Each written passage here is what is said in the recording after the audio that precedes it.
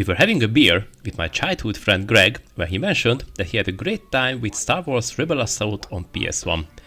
I never played this game but heard about it, so I had decided to fire up the game and see how it holds up nowadays. I expected a very basic arcade shooter. Well, it is an arcade shooter game, but not a bad one. I actually had fun time playing it, but it has one major flaw which affected the similar games in that era, like Wing Commander 3. But is it good? Is it worth playing? Let's find out. Hello my fellow gamers out there, my name is Mr. Zosta, welcome on my channel where I review great games. I know that this game has been released quite a while, but when I checked the actual dates of the release I was surprised. The game has been released for DOS in 1995 and for the PS1 in 1996, 30 years ago, Jesus! And I had to say that this game holds up quite well to a 30-year-old game. Star Wars Rebel Assault 2 is a rail shooter game where you are set on a predestined route and you shoot everything on sight. You are not controlling the spaceships or your character while you're on a ground combat. This can be good or bad for some people, but we are talking about an arcade game where you just have to shoot and do not have to worry about anything else like controlling your character or the ship. For an arcade game this is okay. For space simulation there are many other options to play like the Wing Commander or the Colony Wars series. Oh, by the way, I have to play and review those as well. To be honest, I did not expect it much story-wise from an arcade game, but the story is not bad at all. Okay, it does not have jaw-dropping moments or shocking twists, but it's a cool story in the Star Wars universe. I'm going to tell you the story in high level, so beware spoilers ahead. So, the story sets between the Empire Strikes Back and the Return of the Jedi. The game follows Rookie One, a rebel pilot, and he and his fellow rebel pilots uncover a secret Imperial project. Rebel ships have been vanishing in the Outer Rim, and the rebels suspect the Empire is behind it, but have no proof so far. Rookie One and his wingmate intercept an Imperial cargo ship and discover evidence of the Empire's new super weapon, the TIE Phantom, a starfighter with cloaking technology that makes it virtually undetectable. It is your job to infiltrate the Imperial facility and find out that the TIE Phantoms are part of the Shadow Force, a fleet capable of wiping out the Rebel Alliance undetected. The Rebels launch a daring mission to stop the production of the TIE Phantom fleet. Rookie One participates in high-stakes dogfights and sabotage key Imperial installations. Alright, let's get into the nitty-gritty. The main problem of the game is the lack of analog controls. It is bad.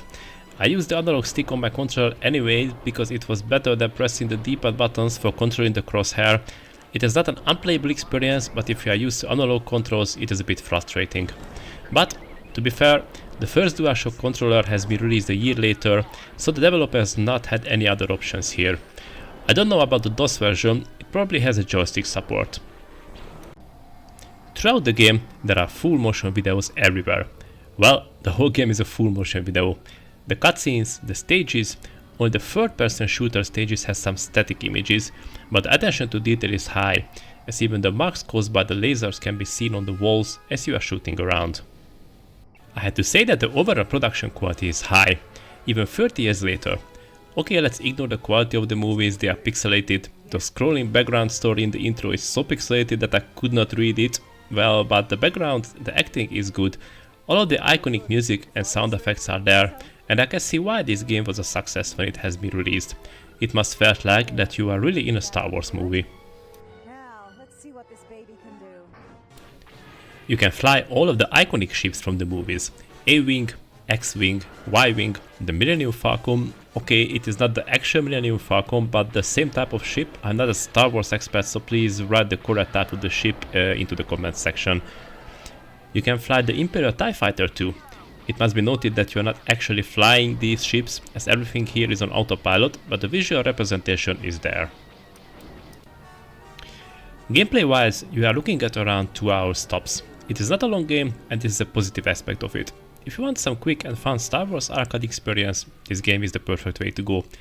The repair value is basically zero, there are no secret missions to unlock, the only thing what you can try is the higher difficulty levels or to earn more points, but I think this is not that kind of game where you really want to do that, except if you're a hardcore fan of this game. I'm sure that there are much better Star Wars games out there. I even played the VR one on the PS4 which was fantastic, but we are talking about retro games here. So I'm not going to compare this game to the modern ones, I'm comparing it to similar games in its era and in the 90s. And this game is good, even with the lack of analog controls, it's a fun few hours to shoot around. So, if you are a Star Wars fan or you love laid-back arcade space shooters, give Rebel Assault 2 a try. I hope that you enjoyed this video today. If you're not subscribed yet, now it is a great time to do so. Also, the YouTube algorithm has chosen a video for you, it is on the screen now, check it out. Thank you for being with me here today, and I'll see you in the next Backlog Quest video.